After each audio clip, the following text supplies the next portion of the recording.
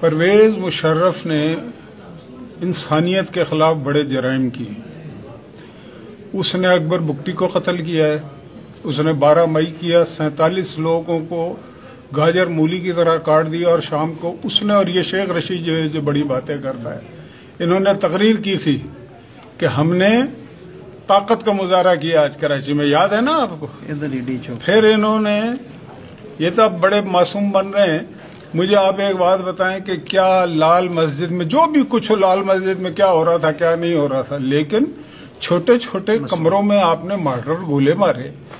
اور وہ مارٹر گولے جن بچیوں کو لگے ہیں نا، کسی کا ہاتھ چپکا ہوا تھا چھت سے، کسی کے بال چپکے ہوئے تھے، کسی کا دھڑ چپکا ہوا. اس بے دردی کے ساتھ انہوں نے وہاں پہ لوگوں کو، یہ پرویز مشرف کر رہا تھا. پھر پرویز مشرف نے ایسے ایسے کام کیے ہیں. عافیہ صدیقی کو بیچ دیا نا.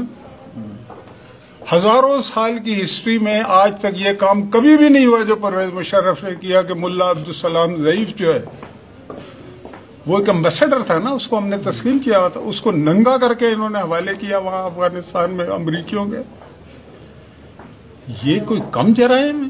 سر آئین کو تو توڑا ہے. ڈالر کے بدلے پیسے لوگوں، وہ تو اپنی کتاب میں لکھا اس نے کہ میں نے پیسے لیے ہیں. جی بالکل. سر فوج کا جو رد عمل آیا ہے اس پہ جنرل مشرف کے فیصلے کے حوالے سے، اس پہ کیا کہیں گے؟ ان کا کہنا درست بنتا ہے؟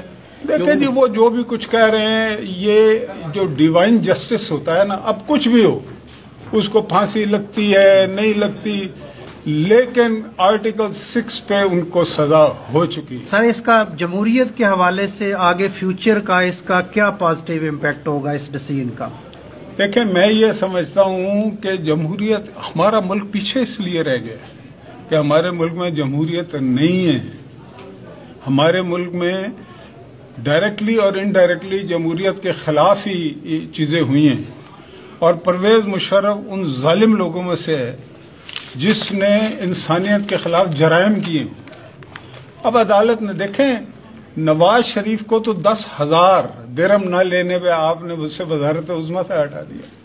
یعنی کہ آپ یہ دیکھیں کہ مطلب حیثیت کیا ہے سویلین کی اس ملک میں، وزیر اعظم کی. وہ ہٹ گیا، غدار نہیں کہہ سکتے. بھائی غدار کہیں یا نہ کہیں، یہ تو کانسٹیٹیوشنل بات ہے نا. آپ نے فاطمہ جناح کو غدار کہہ دیا، اس وقت تو کچھ نہیں آپ کو ہوا. فاطمہ جناح کون تھی؟ قائد اعظم کی بہن تھی نا. اور وہ اتنی کو عظیم مادر ملت تھی